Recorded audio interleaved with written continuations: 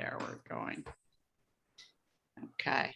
Now, Nancy answered my question, which what are you all grappling with as bird photographers? And Nancy, you said you've got trouble with that black eye coming out of that black mask, right? Yes. Yes. Yeah. Everybody else, what are you grappling with as a bird photographer? I'm just starting. So my issue is I get the bird. Sometimes I get it in focus, sometimes I don't. So I really need to understand the settings. Okay. Okay. Tammy? I think trying to catch birds in flight. Oh, yeah. Yeah. Yeah. Isn't that practice? That's Yes. practice. Exactly. Exactly. And settings. And Dave? Same thing with what Marie said. I'm kind of there. We're kind of new, trying to figure out how to get those settings done so I can really capture it. Okay. And also the right lens so I can kind of really zoom in on it. Okay. I don't think I have that. Okay. Gotcha. Gotcha. And then Nancy, I know you have the Canon 7D, correct? Yes. And Dave, you've got the Nikon Yes, Nikon D 7200. 7200. Marie, what do you have? I have the Canon 7D 7D. Mark II. Okay. Yeah. And Tammy, what do you have? An R5, Canon R5. R5. Okay. Okay. Super. Okay. That gives me just an idea of what we're dealing with. Everybody has your hand out. Yes. Yes. Yes. And you Yes. can, and everybody can hear me. You're responding to my question. So I'm going to assume that you all can hear me there. Okay. So what we're going to talk about tonight, covered in your handout, of course. And there we go. Got a problem with my mouse. Different than what I had last night. Dave was in class last night. But I got a problem with my mouse not advancing. There we go. Let's see if that works. Come on. Next.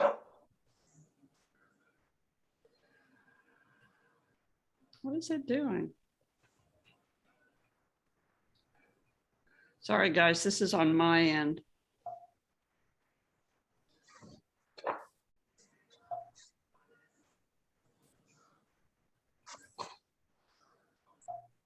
And for some reason, it is not advancing. Okay, I'm going to stop sharing my screen for just a moment and I'm going to leave. See, that's what we get for trying to start early, isn't it?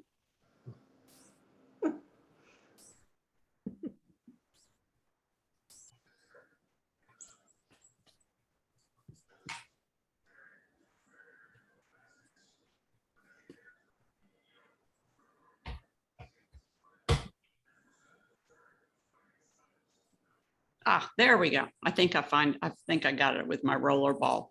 So I always consider myself a bird photographer. That, that's the thing I want to do. But yet I will also photograph night skies, and I will also photograph travel adventures in different countries. And if it will progress for me, there we go. Come on.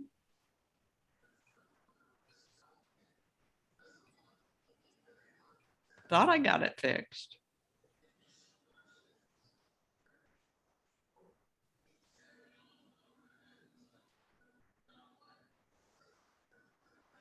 Ah, there we go. I'll do landscapes, and I'll even do macro photography and flower photography. I love doing travel photography when I'm traveling in foreign countries. And if you've taken my crystal ball class, you know that I really, really like photographing through a crystal ball because it's just weird. But you put a bird in front of me and the reality is that's what I want to do. Birds just have something with connection with me, and I'm sure you're in the same boat, that they're not only a challenge to photograph, but then there is also just something that I really love about them. Ah, there you go. I want to show you this picture, not because it's a good picture, but I show you this picture because this was the second photo that I ever had published, and it was published in the very first issue of Birdwatchers Digest back in 1984 or 1985. And I want you to look at the quality of this image. By today's standard, this would be an image that we would throw away. But by 1984 standards, this was a darn fine image. And so where we have come from when I first started getting published all the way to now is completely different than what we used to be able to photograph. When I started in 1984 and I went out to photograph birds, I was the only person with a camera. Everybody else had binoculars. Nobody else had a camera. And so what we're able to capture now and what we're able to bring home with our bird photography, like this eagle with a mallard hanging off of its talons, doesn't have a head, so it's eaten the head somewhere along the way. This is just amazing stuff that we're able to capture these days. So one thing that I ask you to do is to determine for yourself what your objective is, whether this is a photographic record for you. Is this an ID shot? Are you identifying later on with your photographs? Or are you posting later on? So why are you taking bird photographs? Photographic records, ID shots, identification later on, or for future postings, programs, that type of stuff? What are you photographing for? I do it for enjoyment first. Okay. And second, because I want to identify later if I Okay. don't know what the bird is. Okay. Very good. Tammy? I think I agree with her. That's Yeah. mostly I just enjoy it. Yeah. Okay. Marie? You know, my parents have a place in East Hampton on Long Island, and the birds that go past their home are so incredible. And there's so many different types, but I like those smaller birds too, like the ones that are very endangered, and the piping plover and stuff. Yeah. So I love to capture those. And so I don't know what that falls into really. Yeah. What does that fall into? I don't know. For your own pleasure and a photographic record. Yeah. And maybe even sentimental because it's, a place my parents have. Mhm. I don't know. I'm really not sure. Exactly. Dave? Mostly ID. I see birds come from ID. the backyard at other locations, and I've traveled in Pennsylvania, some of the locations had some really interesting birds out there. So ID, but also be able to post them later to friends. Yeah.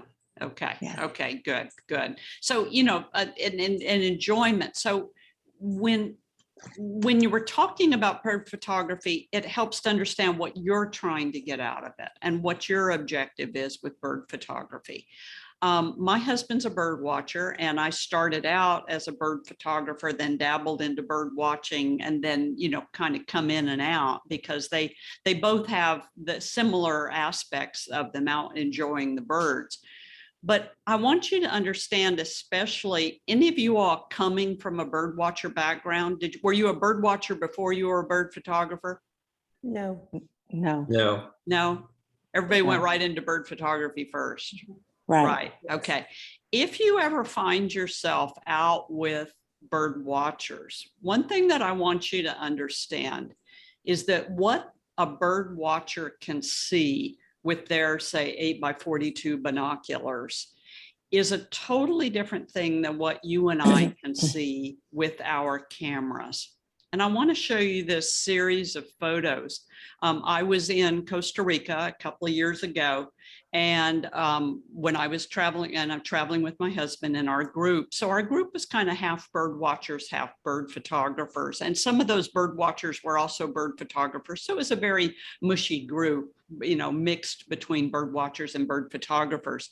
And this is a spotted wood rail. And if you look really closely, you'll see that it even has little babies with it. And this is a pretty unusual forest bird in Costa Rica. So when we found it, The bird watchers of the group are looking through their binoculars, and the bird photographers of the group are looking through their camera trying to get the bird. And the bird watchers of the group are going, oh my gosh, I've never seen it so well before. This is absolutely amazing. Look at its face. Look at the way it's moving around. I can't believe this. Look at that. It just raised its head up. It's got a baby. And me as a bird photographer, I'm about to slip my wrist because this is the great bird and I am getting nothing but horrible photos of it. And they just keep going on and on and on about, oh my gosh, your photos are going to be so good. I can't believe it. You know, this is absolutely amazing. This is the greatest view we've ever had of this thing. And they are just going totally nuts over this wood rail.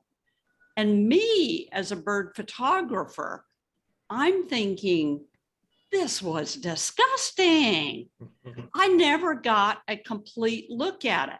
Now, what happens with a bird watcher is a bird watcher can see the head at one moment and the wing at another moment and the tail at another moment and the feet at another moment. And the bird watcher can put the whole picture together. Where we, as bird photographers, we need it to come out in the open one time for us so that we can end up getting a good photo.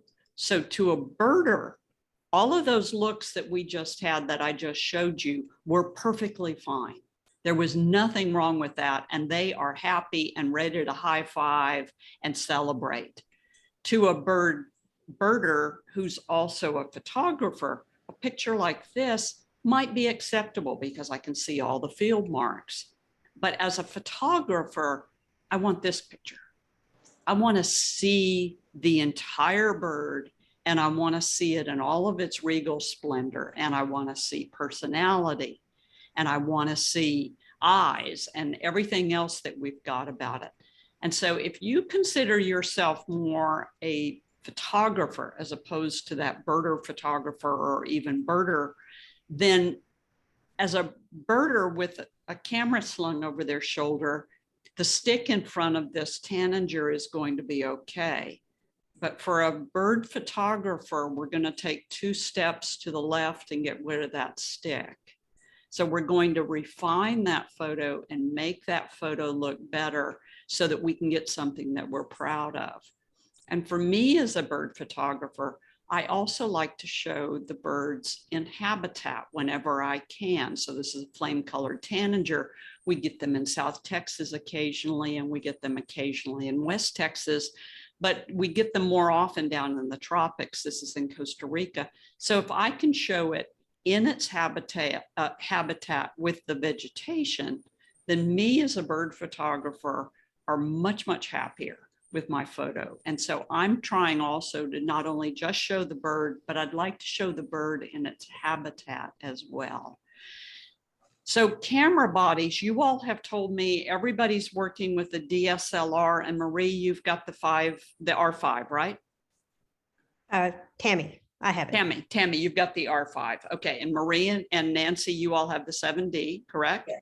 Yes. Yeah, okay. So, you know, these one-piece units are perfectly fine. I'm going to skip over these one-piece units. We're getting to where we have more and more mirrorless cameras on the market now.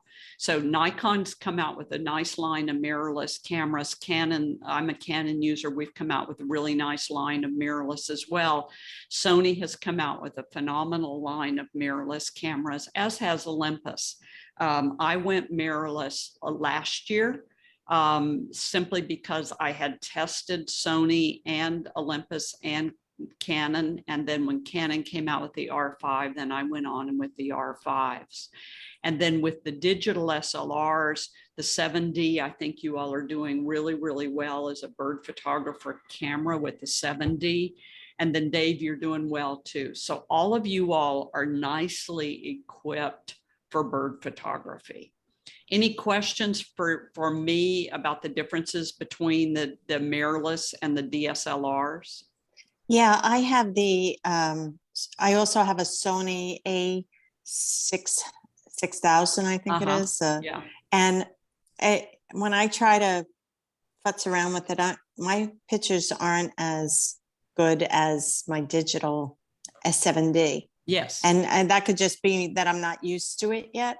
But I don't think it's as professional as the 7D. I think there's probably a different Sony that is even better. Yeah, there are. And once you get into, the Sony A9s and the 7s and that type thing, then that's where you start getting them that are in that upper line. Yes. Okay. But I think I would stick with the Canon anyway, because I'm so used to it. Yes. So I would probably look at the R5 And myself. that's one of the things that I noticed is that, and I'm recommending now for people, is that stick with your camera line that you're used to. So the nice thing about the Canon R5 and R6 is that all the menus are exactly the same. And then the buttons are all in the same spot. And then Dave, for you with Nikon, it's the same thing. So on the mirrorless, all the menus are the same. And Sony and Olympus, because they never had a digital SLR, they have also given things that we take for granted as Nikon and Canon users, they have given them new names. So it's difficult sometimes trying to figure out what your highlight indicator is called because they call it something totally different. Right. Yeah. Tammy, are you happy with your change? Yes, I love it. Good. Yeah. Good. Well, Kathy, what is the difference between the R5 and the R6 besides price? The R5 and the R6, it's sensor size. So both of them are full sensor cameras, meaning your sensor is 35 millimeters long, but there's more pixels in the R5 than there are in the R6. And so for me, it's the file size. Okay. It's the difference. Otherwise, they function exactly the same.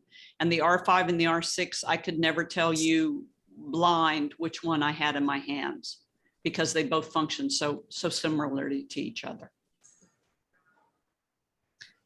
So resolution and format, this is important for you to understand. Are you shooting RAW or are you shooting JPEGs? Raw. RAW? I shoot Raw. JPEG. Nancy, you shoot JPEGs? Yes, because I don't Photoshop. I Okay, only crop. okay. And Dave, you're shooting RAWs? Yeah, just switched over. Okay, good, good. I want to encourage you, Nancy, to maybe switch over. Well, the thing that I don't like is that I will get 2 pictures for every one. And then if I'm doing burst mode, then I'm getting 1,000 pictures that I have to delete. And I just, for what I do, because Yeah. I don't Photoshop. Yeah. I figured that that's probably okay for me. Okay. Okay. So the difference between your RAWs and your JPEGs, first of all, you've got a much larger file as a RAW, but your JPEGs, you will notice that it's at 180 pixels per inch versus your RAW is at 240 pixels per inch. So that RAW file automatically allows you to get easily a 16 by 20 out of it. And then that JPEG, the biggest you could ever get is probably an 8 by 10 out of that.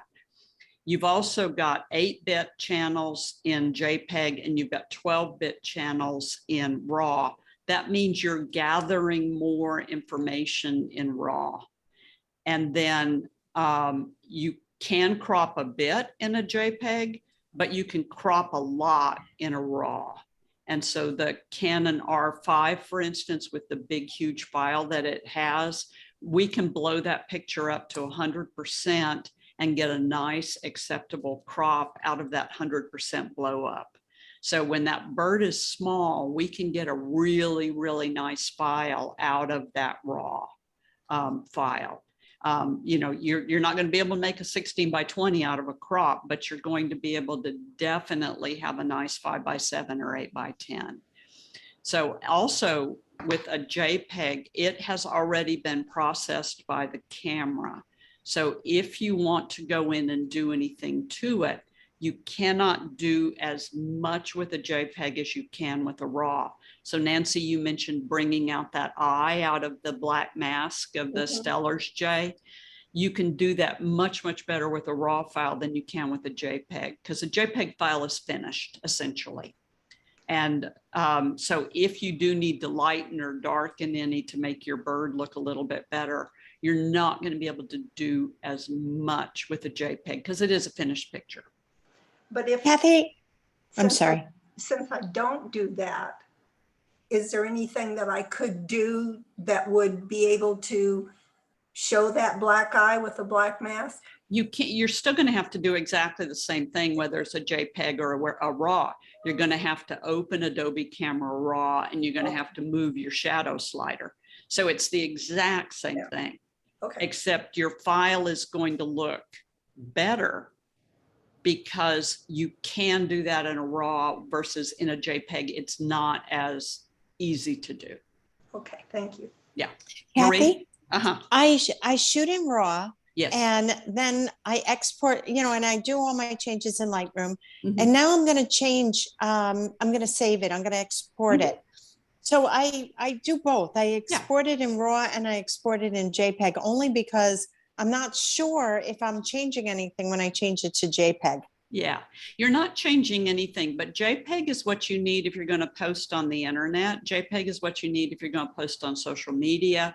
JPEG is what you need if you're going to print, because you can't print from a RAW.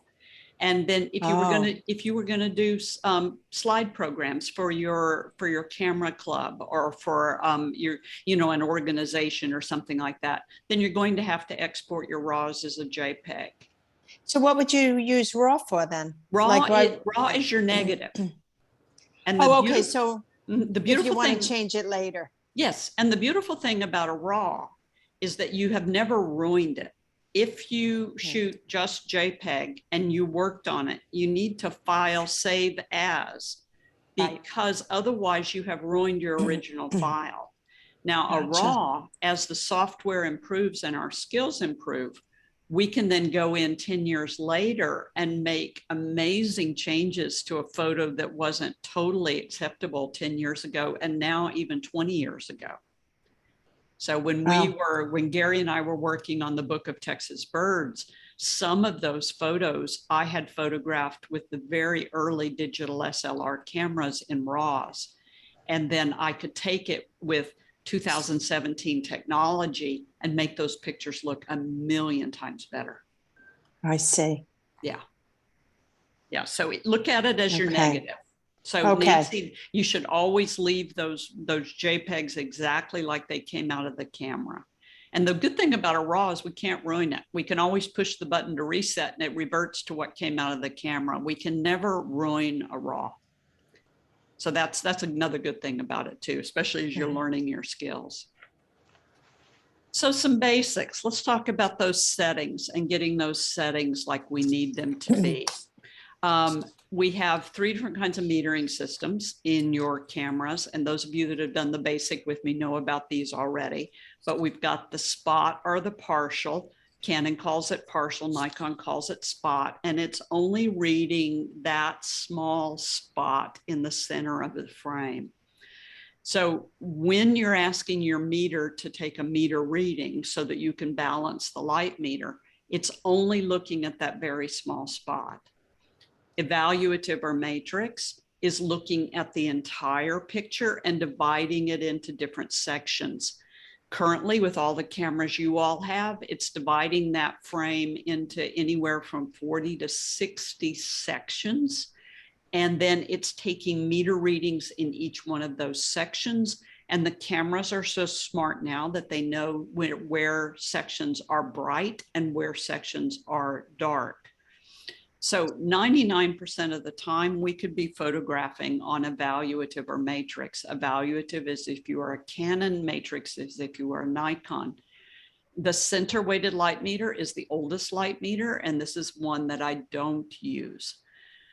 So when I would use spot meter, so spot if you're a Nikon, it's called partial if you're a Canon user, because you see in this photograph of my little toy duck, there's not really much difference in what the meter balanced on in the various light meters. But if your bird is backlit against bright sunlight, and you're using evaluative or matrix, then what's going to happen is your bird is going to be dark. And that's because the majority of the frame is very bright. And so the light meter is taking that into account. And when you put that scale right in the middle, when you balance that light meter, then that's going to make your bird relatively dark. If you used for the same scene spot meter and put it right on the bird, then your bird would come out perfectly exposed. But your background at this point is overexposed. And if you tried to print this, chances are your background is blinking at you on your highlight indicator on the back of the camera. And as the result, there is no ink is going to hit the paper when you print this. So wherever you've got blinks on the back of the camera, and everybody knows what I'm talking about, your highlight indicator? Yeah, okay. Right. If you've got blinks on the back of your camera, there is not going to be any ink in that spot. And so you need to make sure that if you've got any blinks on the back of the camera, we rephotograph it and underexpose. So you might use your spot meter occasionally if your subject, your bird, was very backlit. But for me, I would rather be sticking my evaluative or my matrix light meter and overexpose at this point. One of the advantages Tammy and I have in the mirrorless cameras is we can overexpose and see it right through the viewfinder. So there are times when I'm in the tropics recently, and I have been able to look at a bird that's very backlit on a tree against a white background, and I've been able to overexpose and get that shot like I'm looking for. So I don't have to bring it out later on. And I know exactly how much to overexpose, where before I used to have to guess at it. You know, to overexpose, look at it on the back of the camera, overexpose, look at it on the back of the camera, where now we can see it right through the viewfinder. So spot is useful if your subject is up against a very, very dark background, like with this toucan, or a very bright background. So in that event that you've got a bird like a white egret, a great egret, and it's in kind of a spotlight of sunlight, but the background is dark, that might be a good time for you to move over to your spot meter. So know where you can push that button, rotate that dial to get to your spot meter. Or in this case with the toucan, he's in a ray of sunshine and the background is very, very dark, shadowy. So this is a good opportunity for me to push my meter button and rotate to spot to make sure that my exposure is correct. Good with that? Yes. Yeah, but 99% of the time we can stay on our evaluative, our matrix. And in balancing that light meter, we have to use our f-stop and our shutter speed. So your f-stop controls how much of your background your viewer can see and how much your background your viewer can't see. Why we want to blur out the background is because the human eye does not look at what is blurry. It only looks at what is in focus. So to make sure I'm saying that right, the human eye does not look at what is blurred. It looks at what's in focus. So in this case with the acorn woodpecker, because I'm using an f-stop of say a 6.3, then the sticks behind the woodpecker are out of focus. So hopefully the viewer's eye is going to go to the woodpecker. But it's also a very confusing scene. So if I can get that woodpecker separated from its background, then I'm able to blow the background out of focus.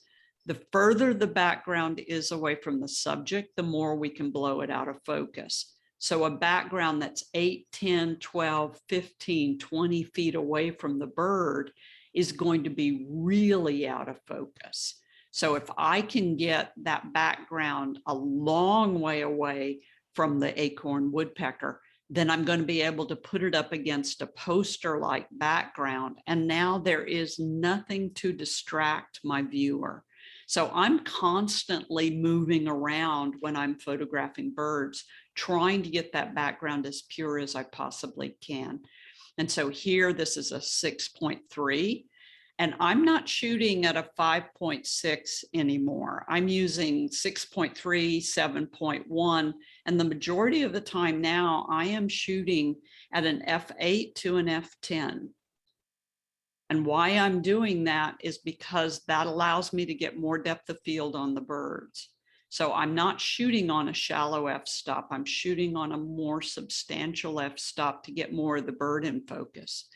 And then I'm looking for those spots where the bird doesn't have anything that it's distracting with. This is a long-tailed silky flycatcher down in Costa Rica, or even something here in our area, in the Houston area, when the goldfinches come down. The more distance I can put between that subject and the background, the more I can blow that background out of focus. And if you're shooting at a 5.6, I assume, Nancy, you're using the 100 to 400, correct? Yes. Yeah, Tammy, 100 to 500? Yes. Yes. Marie, Yes. which lens? 100 to 400? Okay. And then Dave, which lens? Actually, I don't go out that far. I only go to 140. So you've only got a lens that goes to 140? Yes. Okay. Which one are you using? Nikon? Nikon 18 to 140. 18 to 140. Okay. Okay. So what happens is the more telephoto you have, the narrower your depth of fields become. So if you're using a wide angle lens to do a grand landscape, f8 is more than enough. But if you're using, the more telephoto you have, the narrower your depth of fields become. This is the physics of these depth of fields. So if you're shooting with a 100 to 400 and you're zoomed all the way out to 400, then it's advisable to use a 6.3 or an 8 f-stop. If you put a 1.4 extender on that, like I shoot with, so I shoot the 1 to 500 with a 1.4x extender, that puts me at 700 millimeters, which means that at 700 millimeters, my depth of fields are very shallow. So I'm using now an f8 to an f10 most of the time. And it's kind of nice with Canon's new 100 to 500 is that we can't go any lower than that. And it's almost exactly what we need. But this palm tanager down in Costa Rica was photographed at a 5.6. And if you look closely at the photo, you'll see that its beak is out of focus. Its eye is in focus. Its chest is in focus, but then its feet are out of focus. And I'm only dealing with a little basic old ordinary size passerin. So it's a small bird, but you notice how much of it is out of focus. So if you are shooting at that 5.6 or 6.3, then the only time we're going to get the whole bird in focus is if that bird is parallel to our depth of field. And remember, our depth of field is parallel to the back of the camera. And so there's only a few times when the bird would turn in exactly the right position where we would get all of it in focus. So rather than shooting at a low f-stop like 5.6, I would really encourage you to go on to a 6.3, 7.1, or 8 so that we can get more of the bird in focus. And then that means, because we're closing down a little bit, that's going to affect our shutter speed. And our shutter speed is what stops movement with the birds. And so shutter speed is really crucial when you're photographing birds. And going back to basic photography, we remember when I showed you the blurry water in basic photography class. If the shutter speed is at 125, the water is a little on the blurry side. But if the shutter speed goes all the way to an 1/8 of a second, then we get a lot of blurring in the water. And so the faster the shutter speed is, the more action we stop. The slower the shutter speed is, the more action we blur. So with birds, 60th of a second is almost your basic or your minimum with birds. So 60th of a second, as I taught you in basic photography, that's just a living creature just looking at you and not moving. So like this American bittern, if you know your birds, you know this guy doesn't move very fast. It sits very, very still and mimics a reed in the marsh. So when he's standing really still, this is easily a bird we could photograph at a 60th of a second, provided you're holding the camera really still and you're using your image stabilization or your vibration reduction. So you've got to stay real still as well. And in the case with the duck is roosting, so it's not moving. 60th of a second works again. So not a bird that's moving very fast, we can do it 60th of a second. But if we've got some birds that are moving, like these American avocets, they're just kind of walking through the water. And so we need about a 250th of a second for these. So if he's standing real still, 60th of a second, but if he starts walking, then we're going to need that 250th of a second. Oops. There we go. And if the bird is flying, somebody had mentioned the flying birds. Was that you, Tammy? Yep, that was me. Yeah. Okay, then to stop that flying bird, we're going to need 2,000, 4,000, if not 8,000 to stop a flying bird. So we're going to need a substantial amount of shutter speed. So in this case with this northern shoveler, then I see him coming into the wetland from a great distance. And this is where I find it's easier to lock on for me. If the bird is coming right at me from a great distance, then I lock onto it, I get it in focus, and then from there on, I let the camera stay in focus. My job is to keep the camera on the bird. The camera, if we can keep it on the bird, will most of the time follow the bird in. And we'll talk about some of your autofocus settings in just a bit. But then this needs a shutter speed of an 8,000 or 4,000th of a second. So while I'm watching that duck fly in, I am also either raising my ISO to get a faster shutter speed or whatever I need to do to get a faster shutter speed. So I'm anticipating those keepers when that bird gets closer to me. I'm going to throw away the other ones when he's far away, but I've got to lock him into focus, and then I've got to make sure I've got all my settings right. Questions on shutter speed?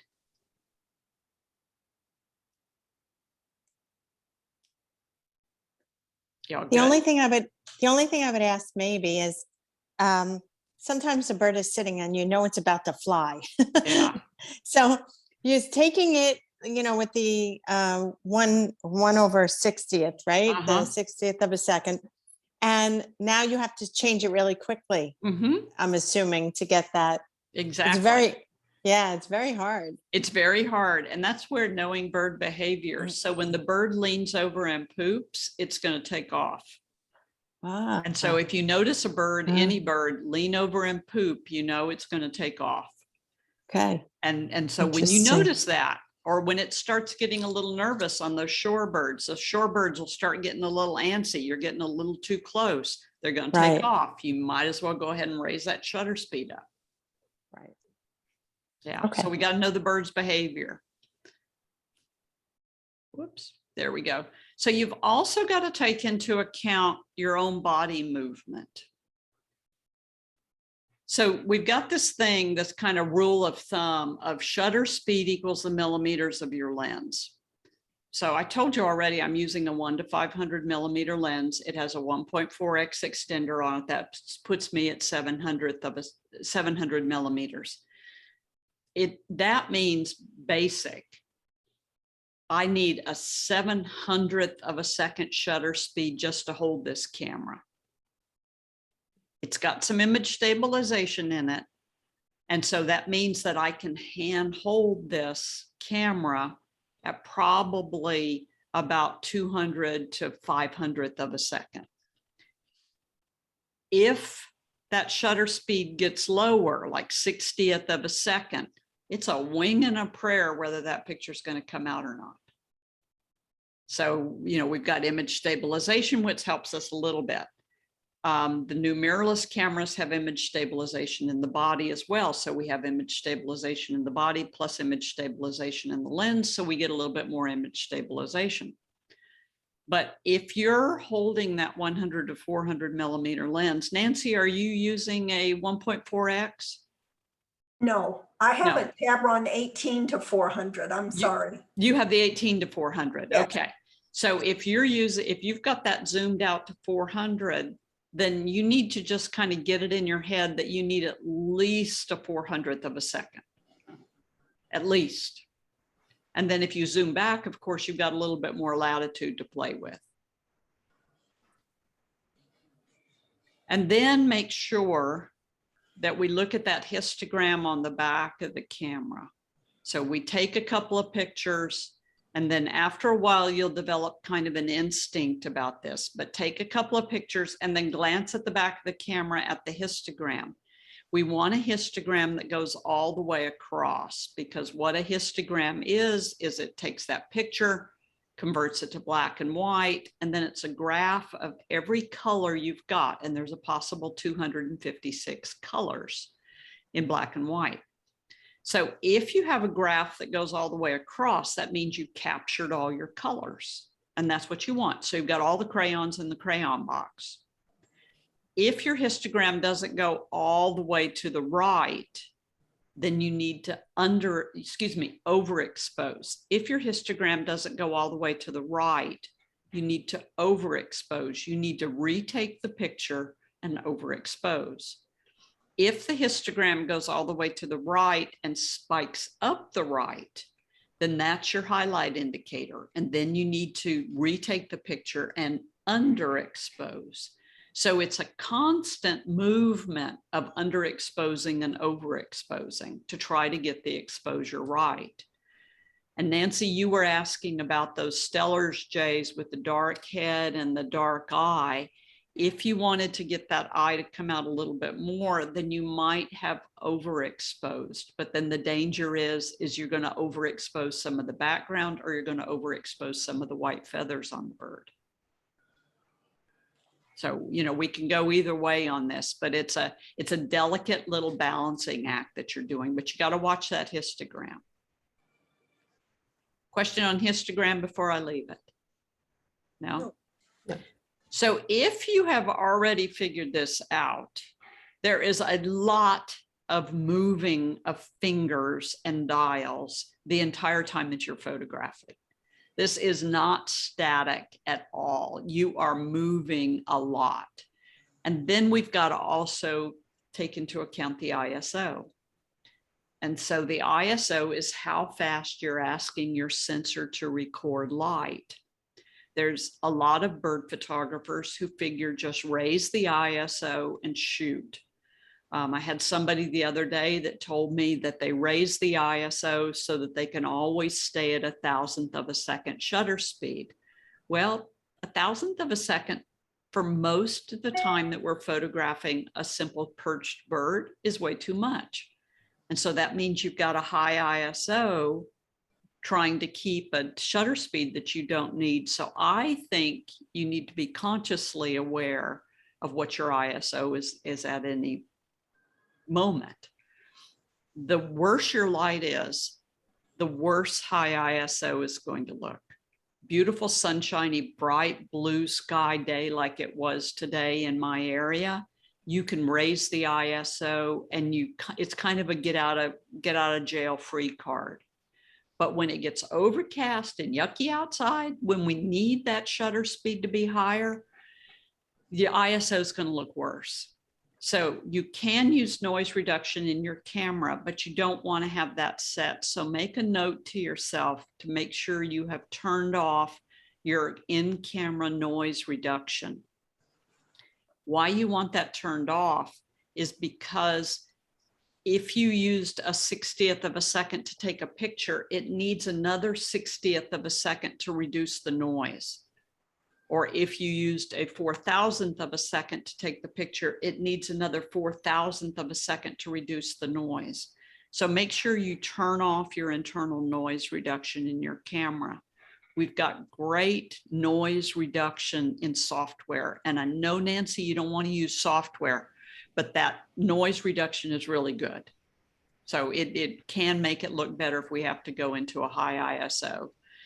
So here's this little mountain Alania, and it's in the overcast in Costa Rica, and it's, you know, in the shade in Costa Rica. And the only way to get a fast enough shutter speed to stop its movement was to raise my ISO. So it looks okay right now, but if I blow it up to 100%, that's what I'm talking about. So that's noise. The good thing is the Adobe products have noise reduction. And so now we can move it through noise reduction, and it looks like that. And the noise reduction in the Adobe products is getting better and better all the time. And if you want to really, really get into this, then Topaz and some of the other software programs have added noise reduction, which is pretty phenomenal. But it means that you've got to run these photos now through another second software. I know that's not what you want to hear, Nancy, right? At all. No. But also we can do this as a batch. So if you photographed a whole bunch of pictures at ISO 1000 or ISO 2000, then you can highlight them all in Adobe Camera Raw or Lightroom, and you can punch the noise reduction and reduce the noise on all of them. So we can do this as a batch if we want to. It's pretty simple to do. So just be aware that if we do raise the ISO, and if the lighting conditions are not optimal, then we're going to end up with a pretty grainy photograph. So this is a little ruby crown kinglet in an overcast situation, and you see how grainy it looks, but yet I can use noise reduction on it, and it looks a little bit better with that noise reduction. So we do have some tools at our advantage, just in case we need them. So questions about ISO or raising ISO? Oh. No, okay. And by the way, high ISO is a personal thing. So what's grainy to me may not be grainy to you. Sometimes when I'm in the tropics, I need the photo of that bird because that's the only way I'm ever going to be able to ID it. And so I just raise the ISO as high as I want. I know that I'm not going to use the photo for any sort of publication, but I want to be able to get a photo of that bird. So sometimes I raise the ISO just willy-nilly. And I have, by the way, my back dial set for ISO, so I can use my back dial to raise or lower my ISO. So the cameras, the 7D makes it real simple because it's a pinky finger button right up by your shutter button that you can use to raise or lower your ISO. Dave, it's a thumb for you on the back of your camera. Yes, I've used that. Okay, good. So we just need to know where it is because great tool, it's a phenomenal tool. So for bird photography, I am shooting aperture priority almost all the time. So I set the camera on AV, and then I set my f-stop where I need it to be. And I've told you all that I'm shooting at an f8 to an f10 now.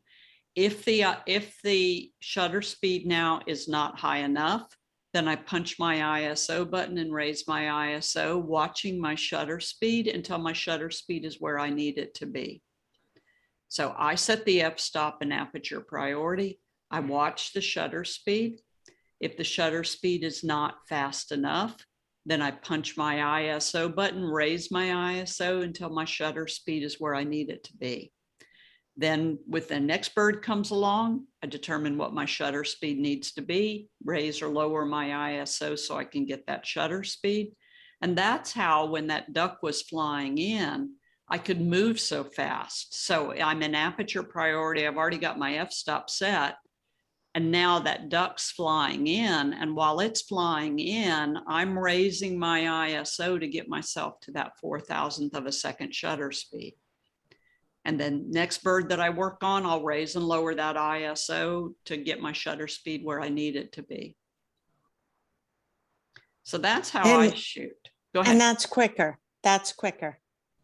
I think it is. Yeah. Okay. Yeah. And most of the professionals that I know, that's the way we're shooting. Okay. Yeah. Now we've got shutter priority also, and we've got manual, and I've got some friends that I ultimately respect their bird photography, but they are old manual exposure shooters. They dial in f-stop and shutter speed and ISO really, really fast. I'm just not that fast at it. And then there's going with shutter priority. So shutter priority would be where you know what shutter speed you want. So 1,000th of a second. And then your f-stop's blinking at you, telling you that I don't have enough light for 1,000th of a second. So now you've got to raise your ISO trying to figure out where that's finally going to stop. And for me, that just seems a little slow. Right. But there is another way that you can shoot. And this is where you go into manual mode and you set your ISO to auto. And then in this case, with these quail, I set my shutter speed to 2,000th of a second because there were all these scale quail running around. I set my f-stop to 8 because that's what I get on my camera. And now what happens is the ISO fluctuates to keep my camera at 2,000th of a second shutter speed, f8. So this is an interesting way to shoot, but the problem is, if I need to overexpose or underexpose, some cameras will not let you underexpose or overexpose when you're in this mode. So then you have to get out of this mode, push your plus minus button, underexpose your light meter, go back into this mode with an underexposed light meter. So it depends on whether your camera will let you do this or not. But it's not a bad way to shoot, especially when you know you need a certain shutter speed and you know you need a certain f-stop. And now let's go ahead and let the ISO just be our fluctuating. Now, my problem with this is that I forget I've got it set. And now I'm photographing a stationary bird that's just staring at me. And I could do that with a 60th of a second shutter speed and an ISO 100, for example. And I've got my ISO at 1,000 so that I can get a 2,000th of a second shutter speed. So I find sometimes that I just forget I've got it set. So if you're going to do it, play around with it. And it is an interesting way to photograph. But you could always, when you get that stationary subject, lower your shutter speed with your front dial or your back dial to 60, and then your ISO is going to lower right along with it. So it depends on whether your camera will let you overexpose or underexpose. Questions? No. No, gives you something to think about and something to work on. This was the cover of the Sierra engagement calendar 2 years ago, by the way, these little running quail.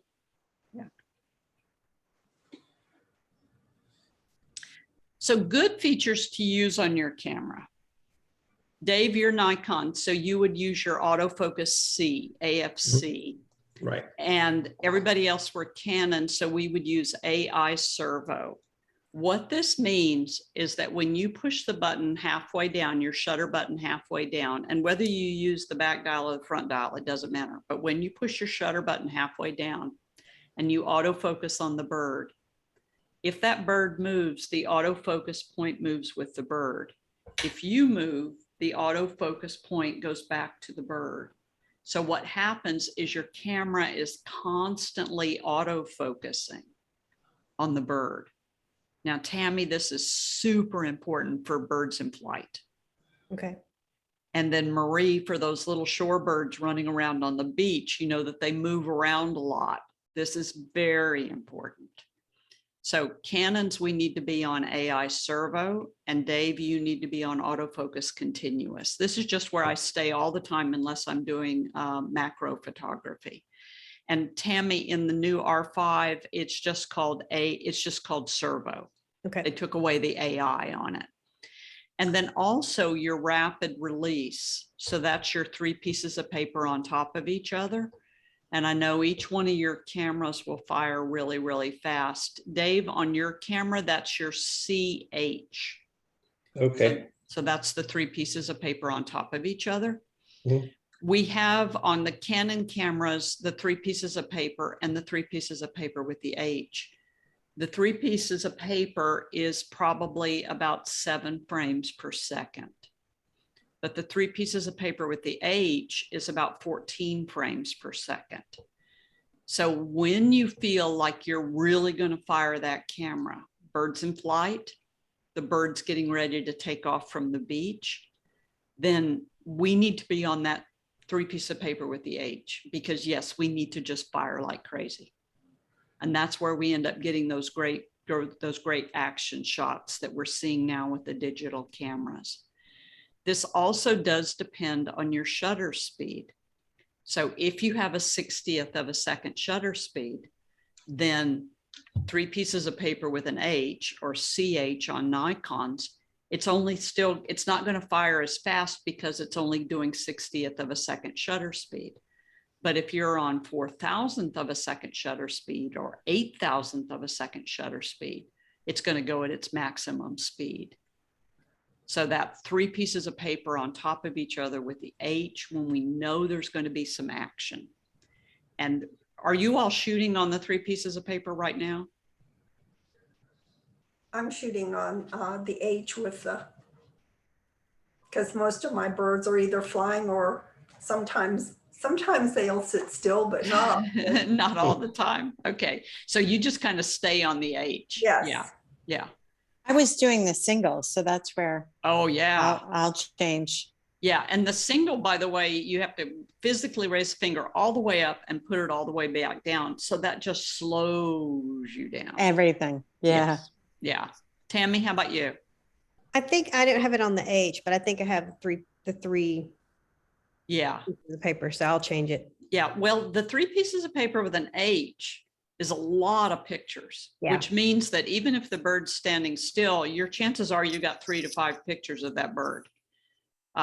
So I go 3 pieces of paper most of the time. And then that still releases fast enough. But if I notice that the bird's starting to fly, then I'll move over to 3 piece of paper with the H. Okay. Dave, how about you? I was on CL. but I'll move CL. over- Yeah, Yeah, I'll move over yeah. to CH then. Yeah. And your CL is equivalent to the 3 pieces of paper. The CH on your camera is the 3 pieces of paper with the H. So that's, sometimes you just find that you're just getting way too many pictures of the same bird and doing the exact same thing. So it's a lot of editing to go through. So Kathy, if you do that and you're shooting in RAW, how many more pictures are you going to get? It's the same. It's the same number. Than JPEG. Same number. Okay. Yeah. Yeah. What- So you're what are- throwing away the same number of pictures. What are the three with the S? What is the difference? The 3 with the S is small raw, depending on your camera, or silent. Okay. Yeah, depending on your camera. So you want high. You want high resolution. You want high when we have action going on. Right. Otherwise, I think sometimes high will just get away with you and you end up with a lot of deletes with high. Okay. Yeah. Nancy, Hey, question. Kathy, on my CH, I get pieces of paper that says 6 to the side. When I go to CL, I get pieces of paper with a 3 to the side. Yeah. So when you're on 3, the fastest your camera will fire is 3 frames a second. And when Okay. you're on H, you get 6 frames per second. Okay, all right. Yeah. Nancy, you had a question. Well, no, it's gone, whatever it was. it's gone. Okay. And then also your individual focus point. I would encourage you to learn how to shoot with one individual focus point. And so versus a cluster, that one individual focus point, we want to move it. So this means you've got to get used to moving it around on the back of the camera with your thumb. We want to use that one individual focus point and we want to put it on the bird's eye. So with this Watson down in Ecuador, this is a really cool bird. It's about as big as a wild turkey. It has a claw on the corner of its wing that it can hold on to the trees with. They travel in a flock, and they make a tremendous amount of noise. So it's this big, huge jungle bird, very primitive. But with one individual focus point, I can cut through all that vegetation and keep that focus point on his eye. So that's the advantage to being able to shoot with that one individual focus point and being able to move that focus point around. With the 7Ds, you all can move your focus point with the big dial. You can move it with the joystick. You can move it with the front dial. You got a lot of different options to move that focus point around. But if you have a big cluster set, the trees and the vegetation are going to get tangled in your autofocus point, and you're going to miss the bird. So that one individual focus point is really important. Kathy, I want to go back to that, the picture before that, where you were talking about the the AI. Uh-huh. Well, you said something about the macro when you're used, because I do macro with bugs and with flowers. So what would I have? What should I have it on then? So that's when we use 1 point for macro, because macro assumes that subject's not moving, right?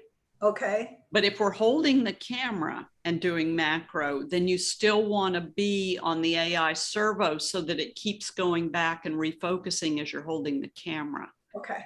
But if you're totally and completely locked down and you're not, you're on a tripod, your subject's not moving, then that's when we want to be on the one individual focus point. Okay. Okay. Now that one individual focus point also in AI servo, you have to be able to control this. So we want to be able to put it right on the nightjar's eye. We don't want it to get on the stick. We want to be able to put that focus point right on the eye of the bird, because that's where we want the attention to be grabbed, where we want it to be.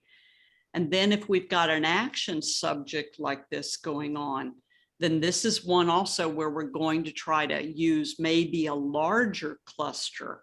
So instead of using one small little focus point, we might go into a larger cluster.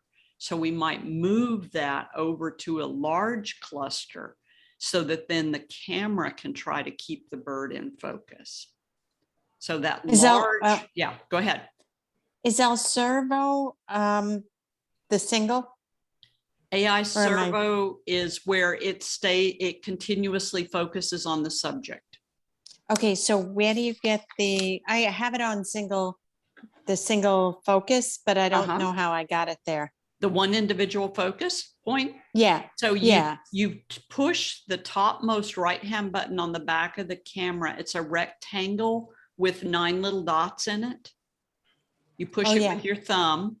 And then I got it. You should have something that kind of looks like this right across the top. And now we're going to, with that egret getting ready to move, we're going to go to a larger cluster. I see. Yeah. I see. Now, Tammy, you have the ability to now use the eye focus. And this is a phenomenal tool on the mirrorless cameras. So I keep the eye focus when I'm working on smaller birds. When I'm working on flying birds, then I go to this large cluster at the very end. Okay. So my flying birds, I go to that large rectangular square, or that large rectangle. Can't be a rectangular square, can you? That large rectangle at the end. And then when I'm working on smaller perched birds, I do the eye focus. Okay. And guys, it is pretty amazing because you put this eye focus on the bird, and as long as the camera can find the eye, it will stay with the bird on the eye. But your job is to keep it on the bird. So that's the whole thing. So you got to keep it on the bird, and it is a pretty neat little thing until it gets to a berry, and then it gets distracted by berries. Yeah. thinks berries are eyes. So, it's neat technology. So questions on focus points or focus areas? No, you're good. Okay. And then we get into all these confusing different menu settings. So for those of us in the Canon world, these are our pink menus, our autofocus menus. And I find that case 2 or case 3, case 2, continue to track subjects ignoring possible obstacles, or case 3 is watching for subjects entering the frame. I find that case 2 and case 3 are my best options.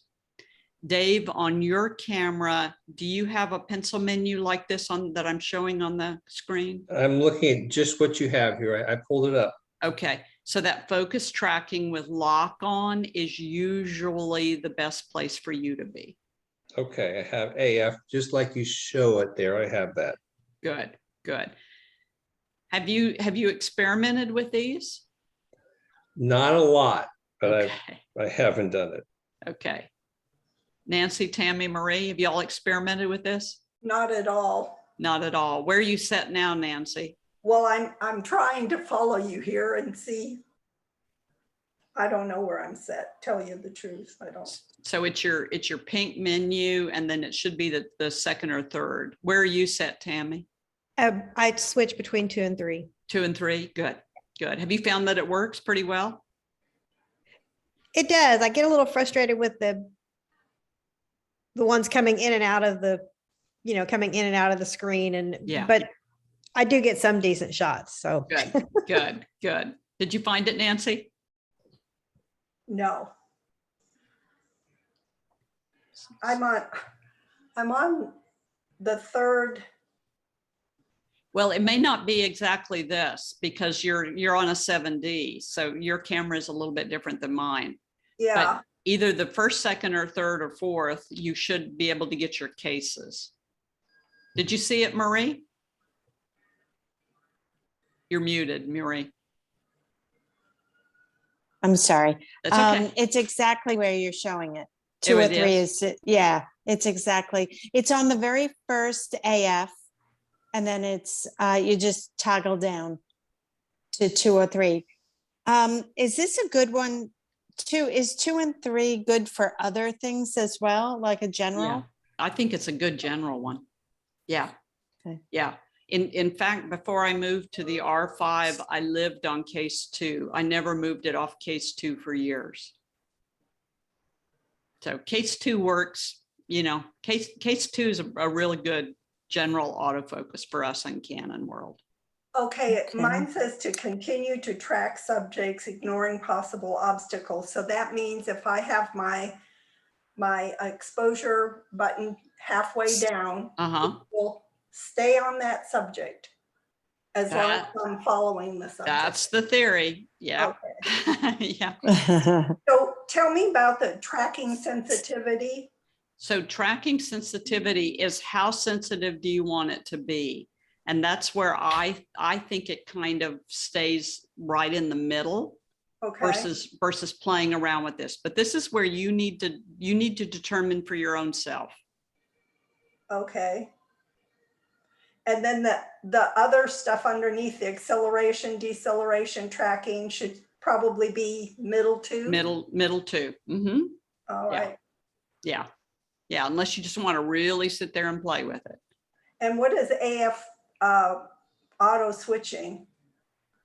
I'm not sure. I'd have to look it up. Okay. Well, don't worry about it, I guess. Okay. So far. Thank you. You're welcome. So that eye focus, to give you all an idea of how it works, this is a little wide-eyed Vireo in springtime, and it's going through a lot of little tangles. And the beautiful thing about that eye focus is that once it locks on to the eye of the bird, my job is now to keep the camera on the bird. And then the little eye focus, I don't have to move it around anymore. It moves around itself. So where I used to be able to move that eye focus around with, you know, or the one little square on the back of the camera, it does that automatically now. But you still have to kind of guide it to get it to where it's supposed to be. Tammy, you found that too? No, I didn't. So that's good to know. Yeah. I just Yeah, would try to get it to focus. And then when I lock on, yeah, then you'd hang with it, right? I'd hang with it. Yeah, yeah, you've got to kind of guide it. So sometimes it's like, no, come over here, look here, try to find it. And then it goes, oh, okay, I found what you're looking for. Okay. So there's some guiding that has to go with it. Great. Okay.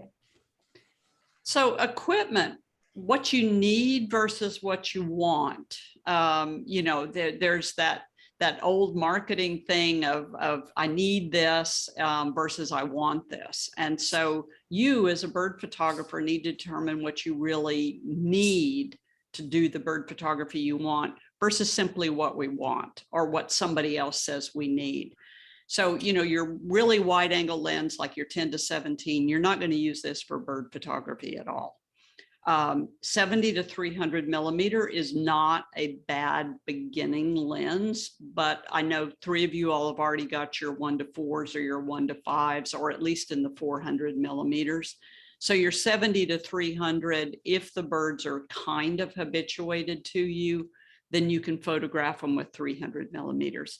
For me, 300 millimeters is the very bottom of acceptable for bird photography because of just the personal distance, that they're not going to let you get much closer than that. There's a 300 millimeter lens. Nikon and Canon both have these. I found this lens for years to be just unbelievably sweet. It does not have a zoom to it. And this 300 millimeter lens that Canon and Nikon both have, f4, it's also a macro lens. And so it's a really neat all-purpose lens. There are probably some good used ones on the market because this is just a really, really sweet lens. And there's just not a lot of people using it anymore because of the zooms that have become so much more practical or so much more popular. So that 300 millimeter f4 is almost perfect for flying birds. And I find that zooming back to 300 millimeters is almost perfect for flying birds. But then you can, this is a 300 millimeter f4. This is a Mott down in Costa Rica. Did you get to see this one when you were in Costa Rica, Dave? No, I did not see that one. Turquoise browed Mott. Yeah, he's a really cool, interesting little bird. But, you know, he lets you get, in this case, let us get within about 10 feet of it. And so it was easy to get, since it's a large bird, it was easy to get most of the bird in the frame. But now these zooms have become very popular. And so everything from the 100 to 400 by Canon to the 80 to 400 by Nikon. Dave, that 80 to 400 is just a beautiful lens. And there I was going to ask you where we're going here because, as you know, I don't have one. Yeah. And I think for coming out of the box, I think, all right, where does it make sense for me to start? And, you know, there's a lot of used ones on the market now. Good. And the 80 to 400 for me, like the 100 to 400 in Canon, is sturdy, it's rugged, it's water sealed or moisture sealed, sand sealed. And so it's just a well-constructed lens. And they'll have vibration reduction? They all have vibration reduction. Okay. Mm-hmm, exactly. But then in this shot, we've got Tamrons and Sigmas and all kinds of other lenses. Nancy, you've got which one? I have the Tamron 18 to 400. 18 to 400. But the one thing that I would think about, because you told me before that I could not get an extender because of the Canon lens. So Dave, think about that. When you buy your lens, you want to make sure you can get an extender when you get to that point. Okay. Yes.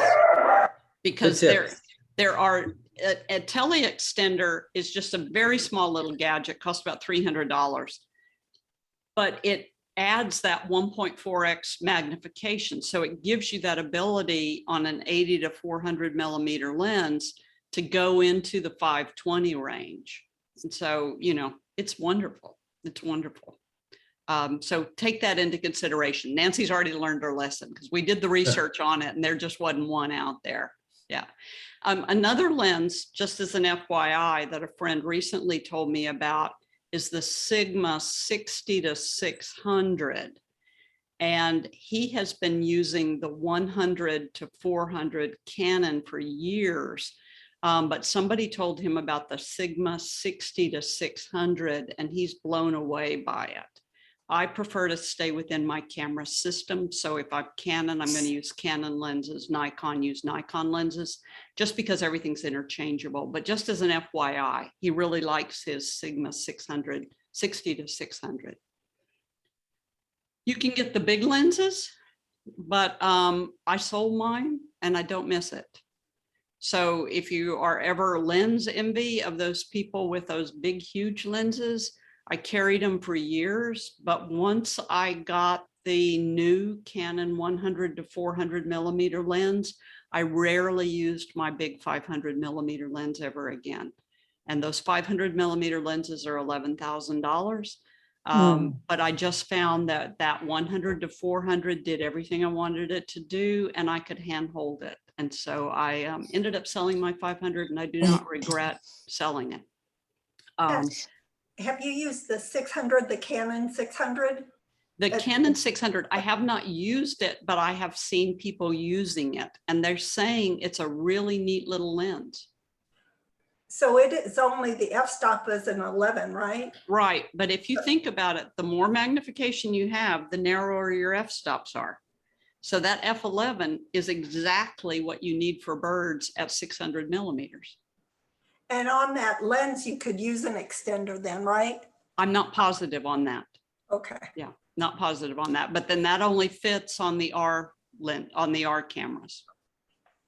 Kathy, we don't really have to worry about that with the 7D, right? Because we're cropped.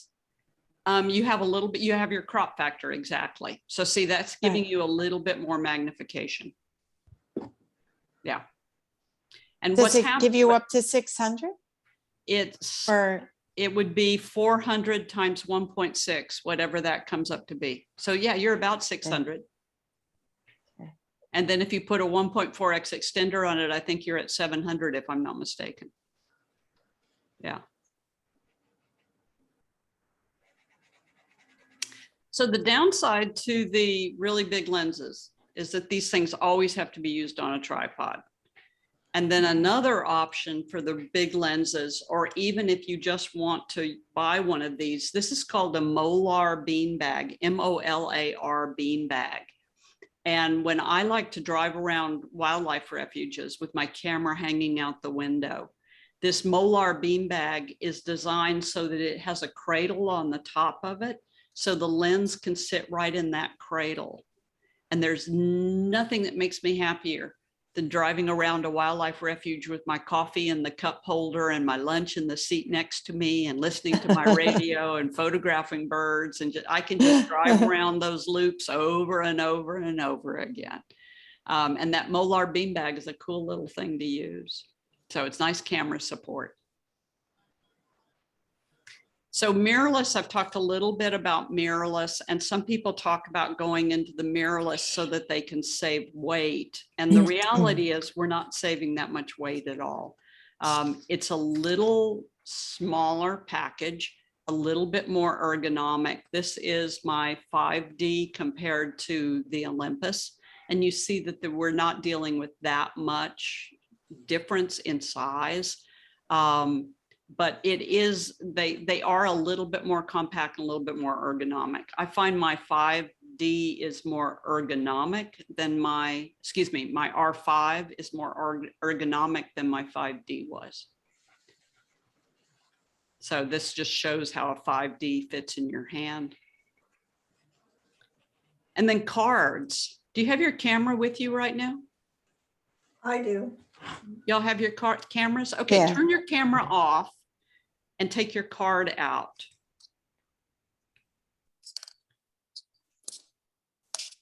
So how big is your card? What's the, how many megabytes is your card or gigabytes? I have two that are 32. It's 232s. Okay. I have two at 64. 2 at 64. I have a 128. A 128. Yeah, What do you? What do you have, Gigabyte. Tammy?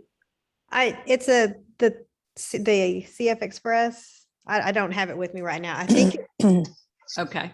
it could be a 256. I think it's a 128. Okay. 128. Yeah, I think. that's about right. Now read the megabytes per second. What's the MB/SEC, megabytes per second? I have 150. and I have 95. 95 megabytes per second. Nancy, what do you have? I'm trying to read it. Mine just says power on it. Yeah. But nowhere on it does it say what the megabytes per second is? Nope.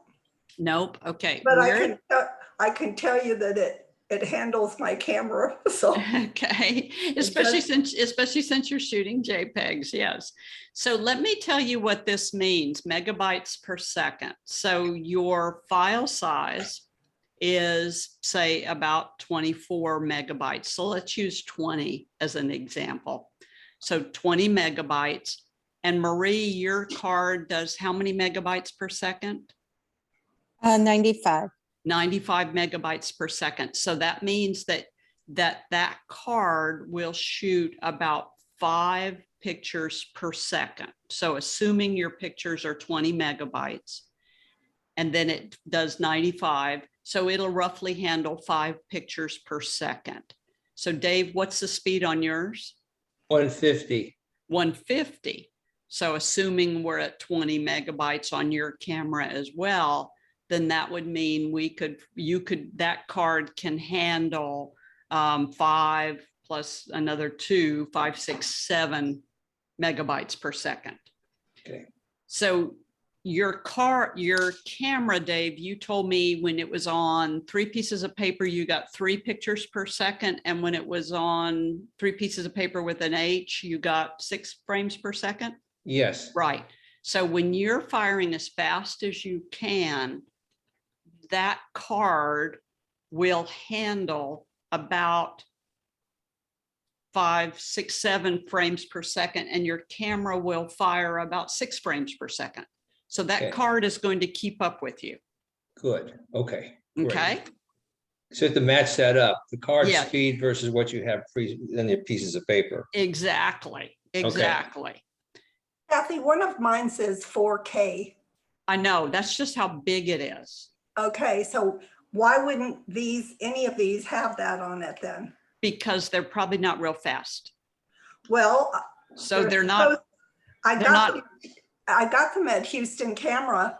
Well, I know, but they're just not advertising. And when I bought my 7D from them, this is the card that they matched it to. So you're telling me they undersold me? They could have, because I don't know what the speed of those cards is. Yeah. But on the other hand, you're not shooting RAW, Nancy, so your pictures are only maybe 10 to 15 megabytes instead of 20 megabytes. See? So the power on this one doesn't mean anything. Correct. It's Okay. advertising. Okay. Tammy, did you go get your card? I did. So what'd you get? It's a Extreme Pro 128. Anyway, the read speed is 1700 and the write speed is 1200. It's 1200 megabytes per second. Yeah. Yeah. Yeah. Wow. So you see that that's definitely totally keeping up. Yeah. With that. And so this is what you're looking for. Now, Nancy, your card could still be perfectly fine. It's just they're not advertising what its speed is. So they're not real proud of it, whatever it is. So, it could be, if it's keeping up with you, then that's perfectly fine.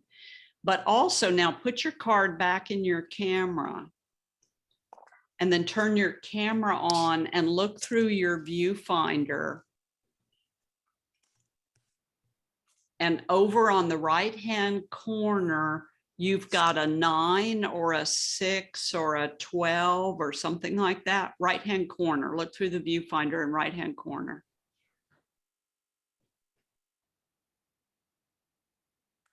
I don't see it. I don't either. Yeah, it's there. Push the shutter button halfway down and you'll see a 9 or a 12 or a 15. The 16. 16, good. I have a 24. Is that what you mean on the 24, bottom? good, good. Bottom right-hand corner? Yes. Yes. What do In you have, Nancy? parentheses. I don't see anything. You don't see anything, bottom right-hand corner? No.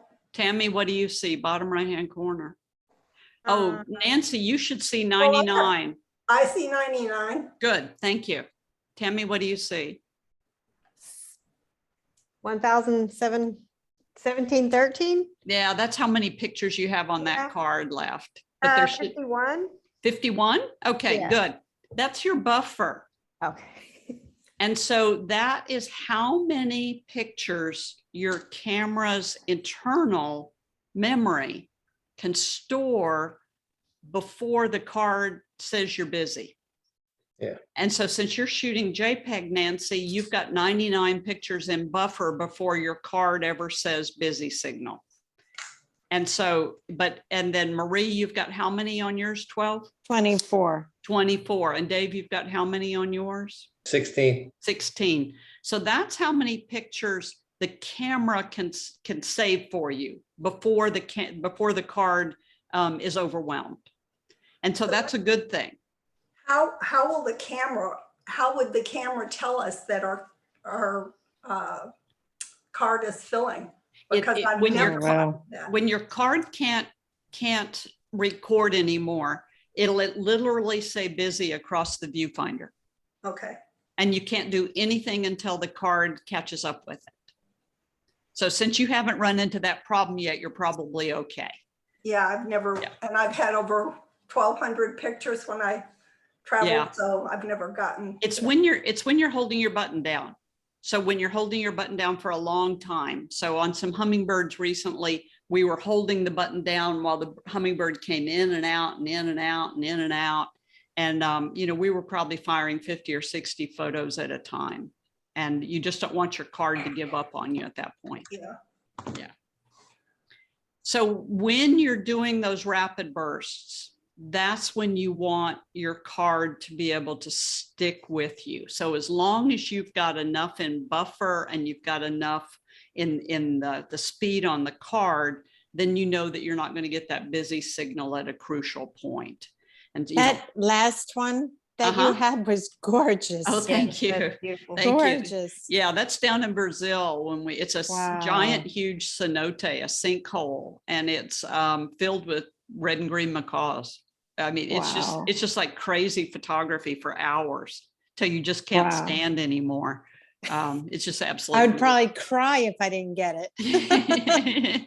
Believe me, we had so many opportunities. If you didn't get it, there's really something wrong, you know. But it was really, really, really cool opportunity. So we need that. Go ahead, Nancy. So if you want to buy another camera card, what would be a good speed for reading? You know, if those are handling well for you, then you probably don't need another card. I know, but I want to know. You want to know. So you would look on your computer at how big your files are. Okay. And then how big your files are and how many pictures you can shoot a second. So I think your camera shoots 7 frames per second, and you just do the math. Okay. And then you have buffer. So, you know, you just get one that has enough speed for you. Okay.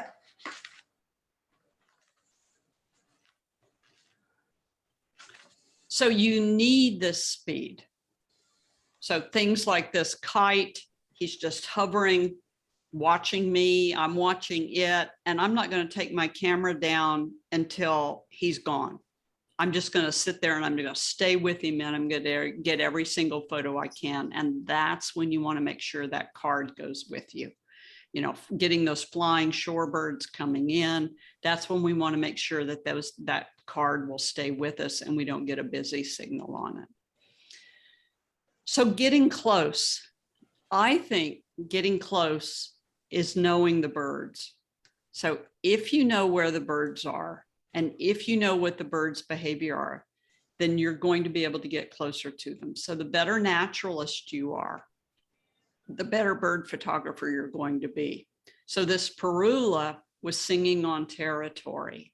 and he wasn't leaving his territory. And once I heard him and heard that he was singing on his territory, then from there on, it was just a slow walk to get closer and closer to him. And he didn't pay any attention to me whatsoever. So if you know where birds are that you can get close to them. And Dave, you mentioned that when you were in Costa Rica, there were so many hummingbirds. They're all over the place. They're all over the place, exactly. So in my 20 years of leading tours down to Costa Rica, I have found, along with my guide, places where the birds let us get close and where the backgrounds are good. Oh, So I take us where we can get close to the birds versus having to stay far away from the birds. Now, this is in my backyard. So in my backyard, I have a table on my deck, and that table on my deck has a rotted piece of wood on it. And that's where we feed the birds every single day, on that rotted piece of wood. So the birds are used to coming to that rotted piece of wood to get their food. Next to the rotted piece of wood, I have a stand that I bought at Wild Bird for a bird feeding stand. And then I put a bracket on it with a little round holder. And I put sticks in that little round holder. So recently, after our hurricane went through, there were a whole lot of sticks out in the yard. And I just collected really good sticks that had little moss on them and stuff. And I stick them in that holder. The birds are used to landing on that stick before they come down to get their food. And so when I want to go out and photograph in my backyard, I have a little pop-up tent, little hunting blind. I pop it up, put it on my deck, get my cup of coffee, my cell phone, my chair, and then I change the stick out periodically, and that's how I get the birds in my backyard. that's great.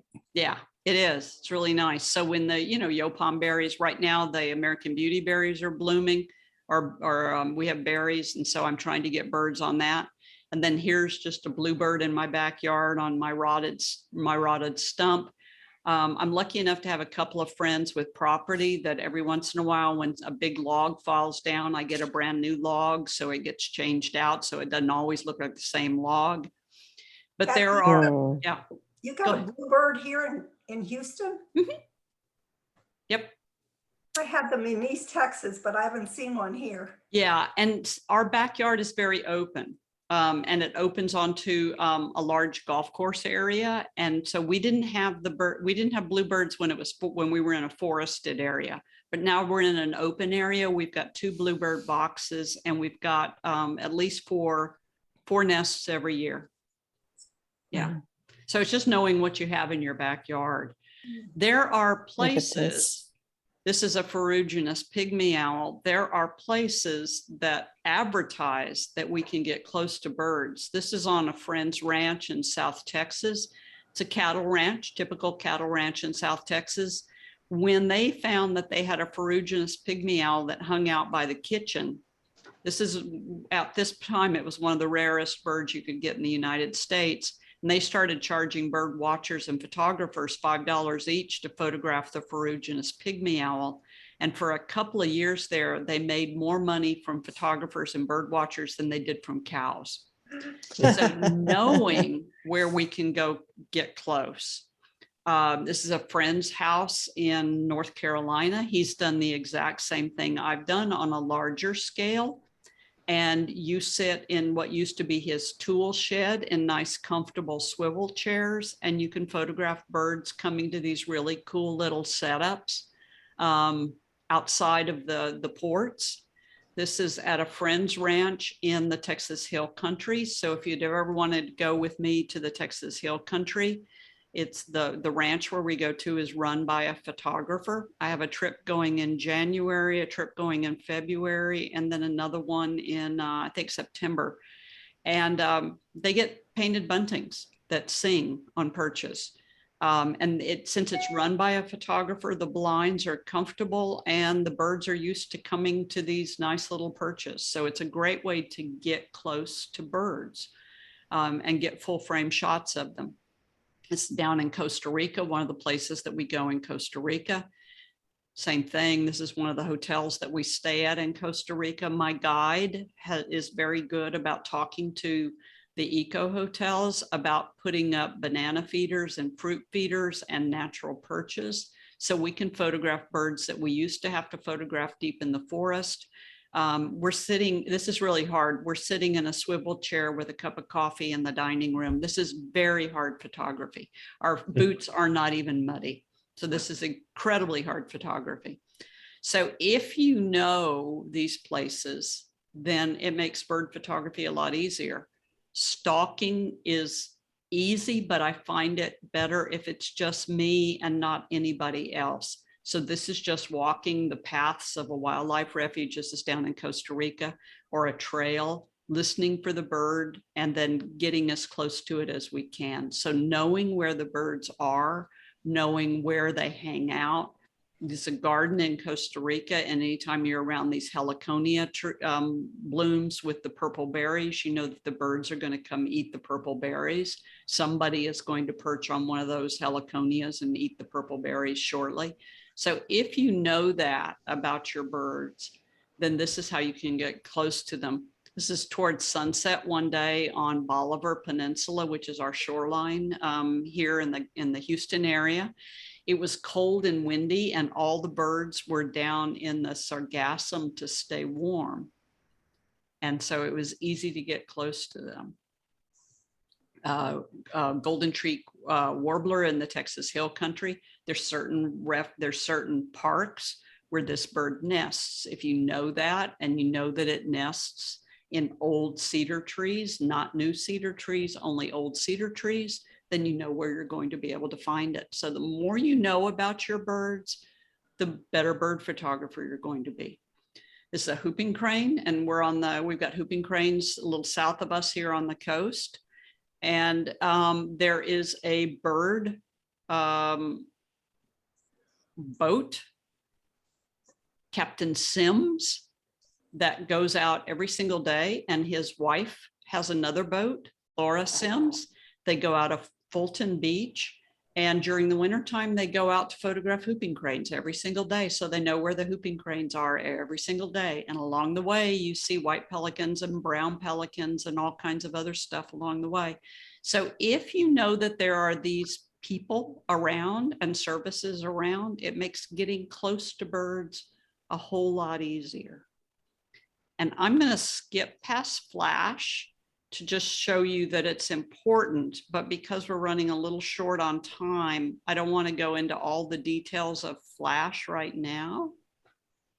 There we go. There we go. But keys to bird photography, expressions.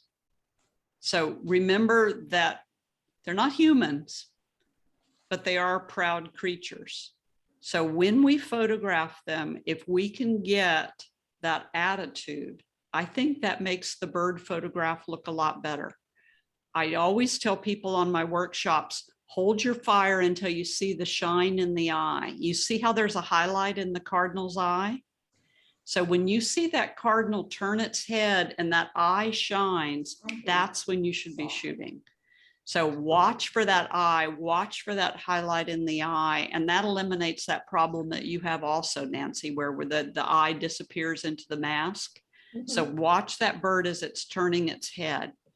And then also anticipate the moment. So if you've been around toucans, you know that they find a berry, they throw it up in the air, they open their beak, and they swallow the berry. Okay?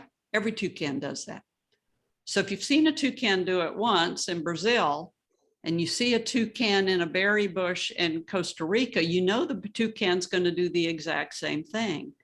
So that means you just get ready. When he grabs a berry, and toucans happen to like royal palms, when he grabs a berry, throws it in the air, what's he going to do? He's going to open his beak and catch it. So where do you focus in this case? Do you go to the berry or to the eye? To the eye. Okay. Yeah, just trying to keep that eye in focus as much as possible. But I got to get that shutter speed fast enough too, right? So, just trying to get that shutter speed, the 3 pieces of paper on top of each other so that I can get the entire sequence and hopefully get one where that berry is right between the beak. So if the better naturalist you are, the better bird photographer you're going to be. If you're around reddish egrets, reddish egrets put their wings over their body, they dance around, and they make shadows on the water so the fish will swim into the shadows and they can catch them. If you know he's going to do that, then you're going to be able to catch it.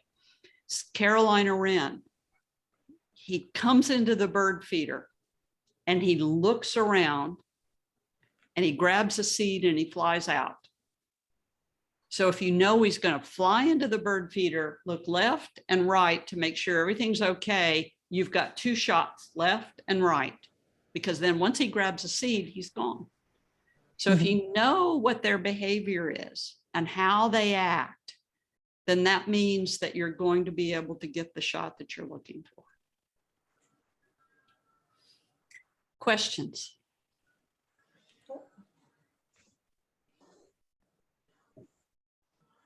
Did I help you with your flying birds, Tammy?